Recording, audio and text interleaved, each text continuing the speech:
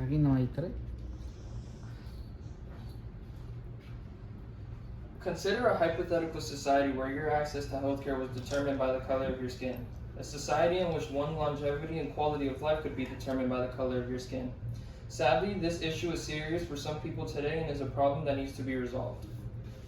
Given that we are all concerned for the health of our people, we are gathered here.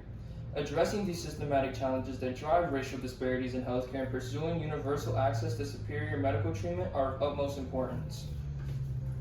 Having spent a great deal of time researching and advocating for public, I have studied the facts, anecdotes, and hardships that highlight the need for reform in our system.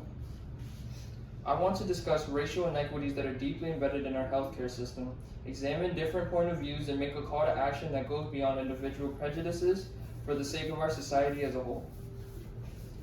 Using analysis and data, we will first look at the alarming reality of healthcare disparities. After, we will examine the arguments put out by those who disagree with us and develop our own position. Lastly, I will discuss a strong call to action that imagines a universally accessible healthcare system. Let's now address the main issue, which is troubling continuation of racial inequities in healthcare. The Center of Disease Control and Prevention, the CDC, reported that compared to white populations, Black, Hispanic, and Native American groups in the U.S. have higher rates of chronic illnesses like diabetes, heart disease, and obesity.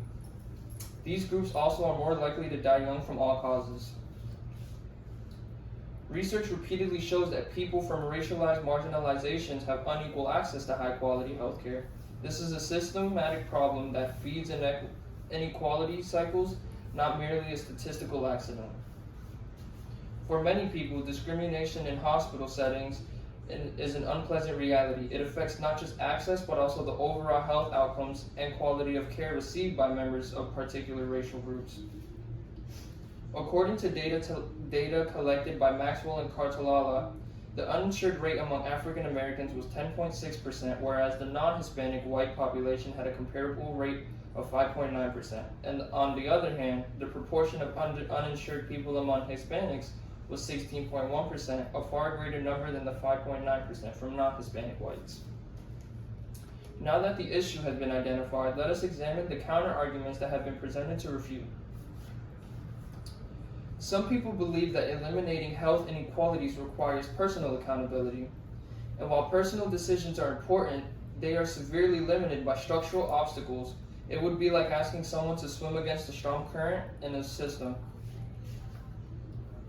Healthcare disparities are driven by socioeconomic issues, not racial factors. However, evidence constantly shows that racial differences continue even after adjusting for financial level. The way that socioeconomic and racial issues are linked cannot be ignored.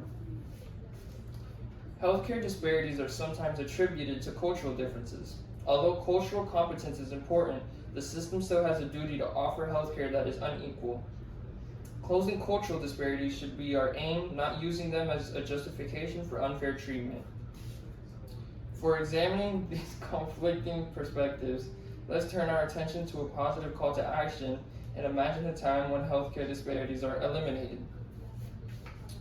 Imagine living in a world where everyone has equal access to high-quality healthcare regardless of their race. Imagine a system that breaks down the obstacles that have been sustaining inequalities for generations and places a high priority on preventative care. In order to accomplish this goal, we need to actively engage communities to close access and knowledge gaps, support legislative reforms that address the systematic concerns, and encourage diversity in healthcare. Leadership as a team effort, with each of us contributing actively to the movement for change. Let's consider these solutions while keeping in mind how urgent it is that we work together to build a healthcare system that genuinely serves everyone. Today we have examined the harsh facts of healthcare disparities, analyzed competing theories, and charted a course for a more just future. It is imperative rather than merely a recommendation for us to make a commitment to speak up for reform, oppose the current system that serves everyone now. So let us take with us the idea of a single healthcare system that cuts across racial and socioeconomic divides as we go from this place tonight, realizing that not everyone benefits from a healthcare society that we have now, and we need to drive for a change. Thank you.